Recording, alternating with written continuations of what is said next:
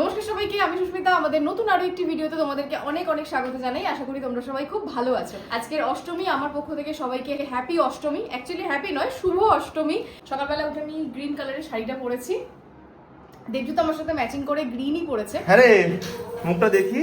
ও বাবা, এত চওড়া সিঁদুর মনে হয় তো প্রথমবার আজ 3 বছরে ফার্স্ট টাইম দেখলাম। লুকসের সাথে যাচ্ছে।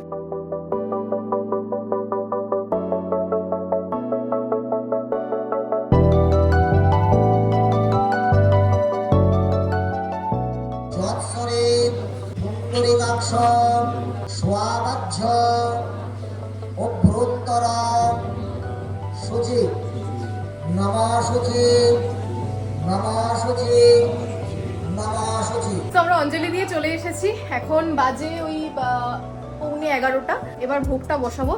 বিকাশদা সমস্ত কিছু বাসন টাসনগুলো মেজে টেজে দিচ্ছে। আমাদের দুর্গাপুজোর বয়স 9 বছর, আর এই পুজোর উদ্যোক্তাদের মধ্যে একজন ছিলেন আমার শ্বশুরমশাই। তাই আমাদের বাড়ির পক্ষ থেকে প্রতি বছরই মহাষ্টমীতে মাকে লুচি, 5 রকমের ভাজা, সুজি দিয়ে ভোগ নিবেদন করা হয়। বিয়ের পর থেকেও আমি নিজে হাতে ভোগ রান্না করি। সকালে উঠে অঞ্জলি, তারপর ভোগ রান্না, আবার সন্ধি পুজোর অঞ্জলি, এই সমস্ত কিছু মিলিয়ে মিশিয়ে আমার অষ্টমীর সকালটা খুব ভালোভাবে কাটে। তো ভোগ মায়ের কাছে দিয়ে এসেছি, আর আমি একটু বাড়ি এলাম কারণ আমার না দেখছি মাথাটা ঘুরছে। আসলে সকাল থেকে এক কাপ চা ছাড়া কিছু খাইনি, বলতে গেলে এক প্রকারের উপোসই করে আছি। আর মানে একদম সকাল থেকে একভাবে চলছে, এত অত্যাধিক গরম।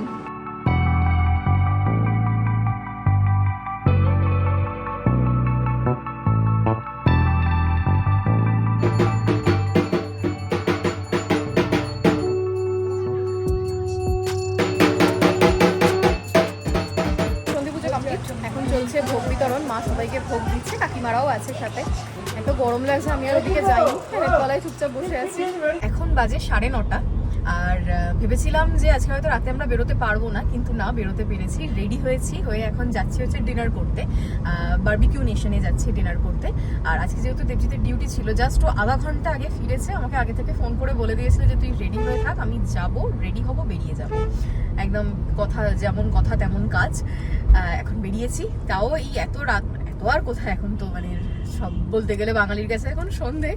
রাস্তায় কিন্তু ভালো জ্যাম আছে। আজকে আমরা দুজনেই পরেছি ব্ল্যাক ব্ল্যাক। দেবজিৎ এই পাঞ্জাবিটা জামাই ষষ্ঠীতে পরেছিলিস না? ওই একবারই পরেছিল।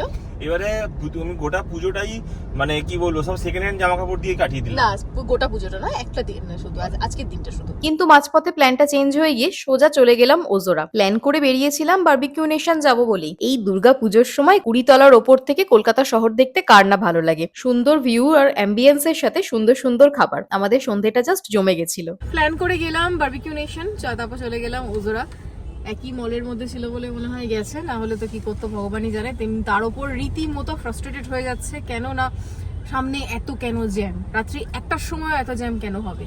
আর আমার সাথে যে কি হলো সেটা বল, ম্যাজিক্যাল জিনিস। হ্যাঁ, মানে আজকে আমরা যখন ওজোরার রুফটপে বসেছি, একটুও হাওয়া নেই, অসভ্যের মতো গরম। আমি পুরো ধরধর করে ঘামছি, কারণ অনেকটা হেভি শাড়ি পরে আছি।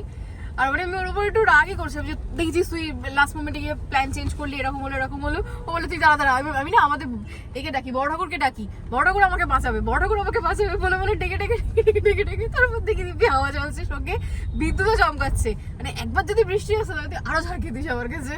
বৃষ্টি কিছু এখনো এলো না, তাহলে আবহাওয়া দপ্তর গুলো কি বললো যে সারাটা পুজো বৃষ্টি হবে। যেটা বলবে তার উল্টোটাই হবে, চিন্তা ভেবে নিবি। তাহলে চলো আজকের ব্লগটা এখানেই শেষ করে দিচ্ছি। যদি তোমাদের ভালো লেগে থাকে তো প্লিজ একটু লাইক করে দিও, সবার সাথে শেয়ারও করো। আর যদি ভালো না লাগে তাও প্লিজ একটু লাইক করে আমাদেরকে সাপোর্ট করো। হ্যাঁ, একটু সাপোর্ট করে দিও, আর কমেন্ট করে জানাবে তোমাদের পুজো কেমন কাটছে, আমাদের ভিডিওস গুলো কেমন লাগছে। আমাকে অনেকে কমেন্ট করে বলেছে আমাদের ভিডিওস তোমাদের ভালো লাগে, তার জন্য থ্যাংক ইউ সো মাচ। আর পুজোর প্রতিটা লুকে তোকে পেট দিন মতন লাগে, সেটা দেখে লাগছিল, সেটাও বলেছে। না, একদম না।